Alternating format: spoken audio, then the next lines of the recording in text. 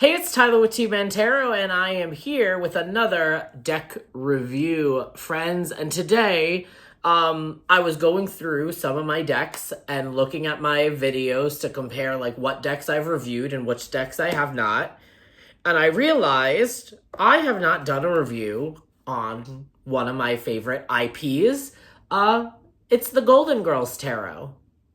And after doing a little bit of research, I bought this deck when I first started getting into tarot, so I just kind of bought whatever I wanted. And doing research and setting up and trying to figure out where the link is so that if you would like to go and purchase this deck for yourself, I realized this copy that I have is probably not the official deck from the publishers. This could possibly be a knockoff version. So one, I'm sad that I didn't buy directly from the people. I also don't think this deck is in print anymore. So when I had bought it, I bought it off Amazon because I saw it. It was available. Please be careful when looking for decks. Make sure that it's authorized on Amazon, like it's from the publishers, the creators. You can tell sometimes when looking at things if it's from a reliable source or not. I unfortunately was not keen to looking at that information, and I just got it and I was excited, but I still love the deck that I have. I'm glad that I have a copy of it. So this copy is going to stay with me. It's not going anywhere. It came in a tuck box, no little white booklet as a guidebook. But as somebody who, as you can see, loves the Golden Girls, watches the Golden Girls every Sunday. That's what I get up and do while I'm doing, laundry and things in the house. If you know the franchise and know the Golden Girls, the deck intuitively guides you with what their meanings. If you have an understanding of tarot and having an understanding of the Golden Girls, you can connect the dots. So it is a little bit bigger than a pocket size, but it is also smaller than a standard. It's giving that it is regular playing card size. I'm trying to see if I have a playing card deck next to me. No, I do. I have Skippo. And I think Skippo cards are... Yeah, Skippo cards are pretty standard. But it also is, like, here's the Skippo card. It's bigger than a Skippo card. So, there's a wide range, but it fits nicely in the hand. It is comfortable to use. Let's talk about some things. So, each suit is broken up into one of the 4 girls. So, Pentacles are all about Blanche and her story. So Blanche has pentacles.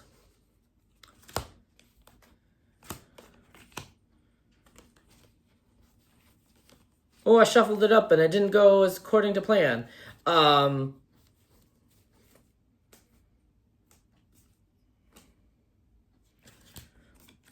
Wands are Sophia.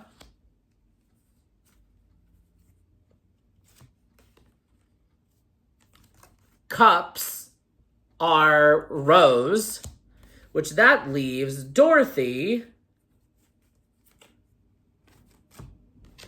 with swords, right? Dorothy's the English teacher. She's very logical. She is always by the book. Rose is that emotional sweetheart from St. Olaf who is ditzy and all over the place and flowing freely with her emotions. Sophia is the wise, old friend, mother, guider, She's connected to things from the past. She is creative. She's always finding a way to cause mischief and trouble. And Blanche is a very materialistic individual. She has a great heart, but she's very materialistic. And so just a wonderful kind of choice for each suit from the original creators. The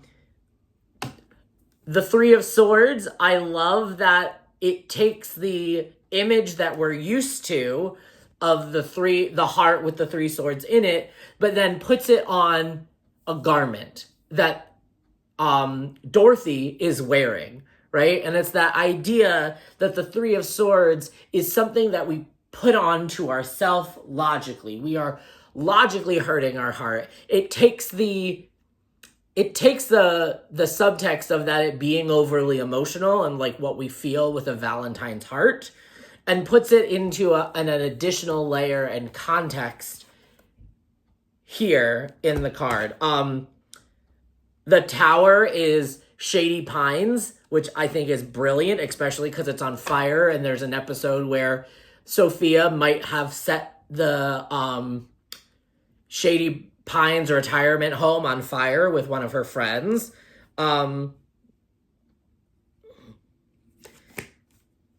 You also see callbacks to some of like the wands of Sophia's love interests as the king and the knight. I see Sophia is the page of wands and she's on the beach, and there's an episode where Sophia tries to rekindle a flame and a passion and open a pizza knish stand. She went back to something she once loved. Like, it just can tie in intuitively if you have an understanding of what's happening. I also love this context of the Eight of Cups leaving space for Rose to emotionally move on from things. Seven of Cups, here's her. I'm like, is she trying to choose which St. Olaf story she's going to tell? Like,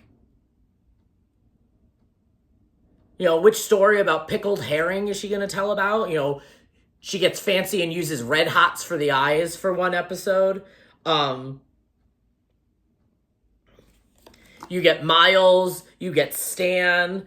One of my favorite cards in this deck, which is a lovely depiction, is the Six of Swords, right? The Six of Swords is about moving on and not taking with you trouble, bullshit, things like that, right? And about having a logical choice to leave things behind. And I always reference this version of it.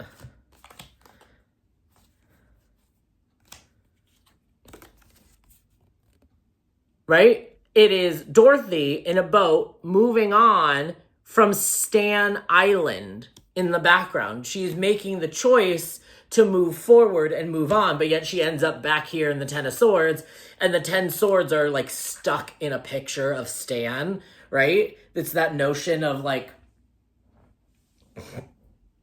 you're hurting your own self with your thoughts by going back to things that aren't necessarily serving you in a vicious cycle. Five of Swords, Dorothy has made some probably wisecrack to Rose, and she didn't mean it, but Rose got her feelings hurt, right? It's a great... The original creators of the deck did a beautiful job at taking the time and understanding the source material to make a fully illustrated deck, and that's what I love, what IPs do it right? Insight Editions has IPs. We've kind of seen it before. They've done the Buffy deck.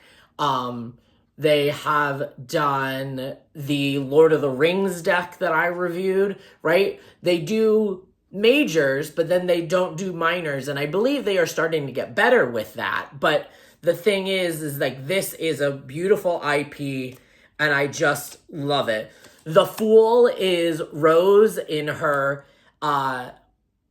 cat outfit from when the Miami local theater department did a production of Cats. Like, it's just genius. The Emperor is Stan, right? That given that complex that like he's always trying to make things work. He also has the monkey, right? The monkey from Therapy, where he was projecting his wants and needs and feelings for a mother figure, which he thought was supposed to be Dorothy, but it ended up in the episode being like this weird complex about mommy issues and wanting Sophia to step in, right? It's just the nuggets of context from the show is great. Eight of Swords, they took the episode where the girls got accused of being ladies of the night, if you will, right? So they used that jail scene, kind of. They made the bars the swords. So, like, you have to understand that it is your choices that got you here. Your momentum puts you in these positions. So how are you going to use your strength to get out of it?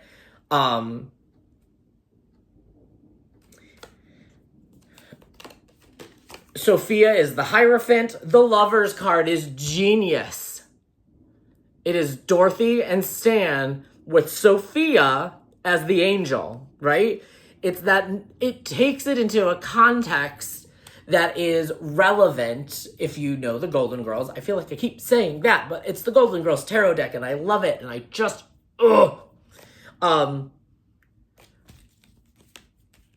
right? Sophia is that voice of reason, be like, don't go back to Stan, don't go back to Stan, don't go back to Stan. Seven of Swords with Dorothy reminds me of the episode where she had to get foot surgery but hated being in the hospital. So she snuck out of the hospital and Rose gets scared because she saw a big burly man in a trench coat running around the windows and it ended up being Dorothy. Like, what are you trying to get away with? What are you running from? You have to tackle some things. You're trying to get away with things that don't work. Have some cheesecake with your coven, the Three of Cups.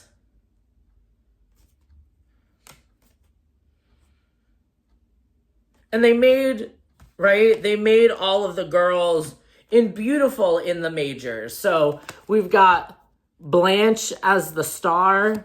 We've got Dorothy as the moon. Rose as Temperance, just in their own self, in their beauty.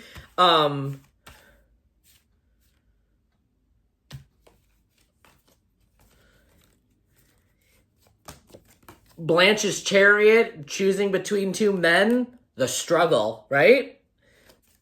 Sophia is Strength. It's just a beautiful deck. I absolutely love it. Seven of Wands, when Sophia is working at that little fast food restaurant and the old ladies who are working on it decide to go on strike, they stood up for themselves. Like, it is just genius. I love the deck. Let me know if you have a copy of this. Please let me know if you have a guidebook or if anyone is looking to rehome a original copy with a guidebook. I would love to see a guidebook. Please DM me or leave a comment below. I'd love to rehome it. I'd love to take it into my possession. I'm happy with the deck that I have, but I would love to have an authentic version. There is not going to be a link to this deck because it is no longer in publication. So I'm not going to have anything for anyone to go and look at. So this is just an enjoyable little review of a franchise and an IP that I absolutely love and adore. Like, I have the Golden Girls. Like, we have a Golden Girls board game.